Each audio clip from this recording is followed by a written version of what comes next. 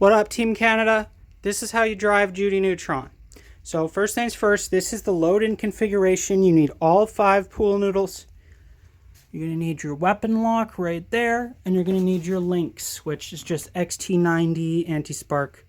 The order of this: link, weapon removed, and then take off the pool noodles. Quick driving note: these links will be stored in this container. You'll find them in there. So now we're loaded into our totally safe, totally closed arena, and we're all ready to rock and party. So, driver, all you need to do is operate this pistol grip. This comes loose before every fight. Squish this shit together. That is a way to lose. That is a shit way to lose. So, squeeze that together, make sure you're good. And it really is just point and shoot.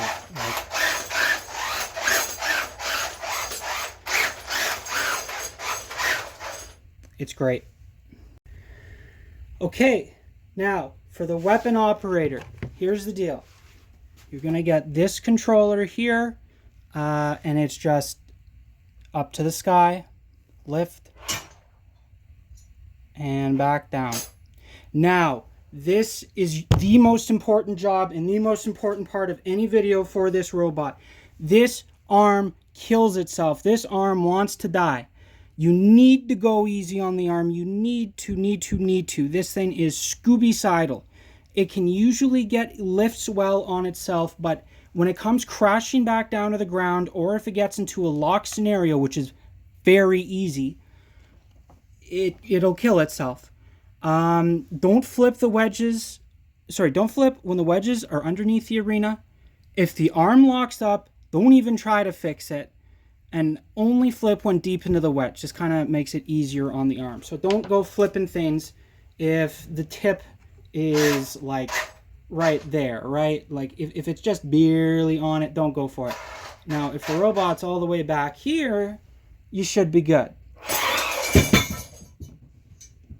Nice. 45 pounds, by the way.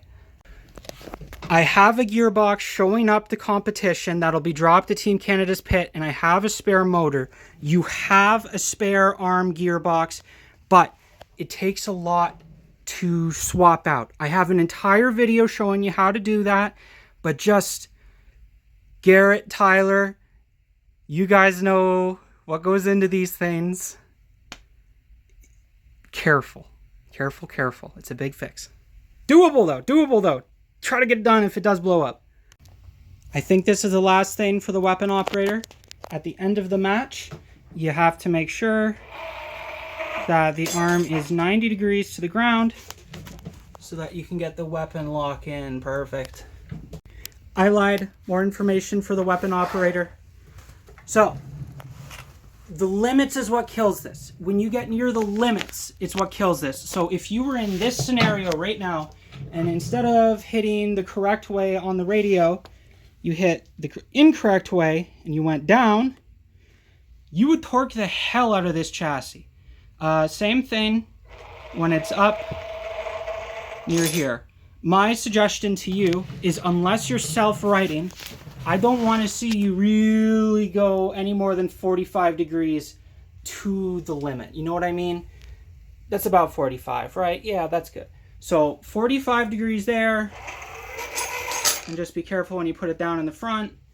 And this thing should be mint. When you're self-righting and you have to get close to that, just be careful.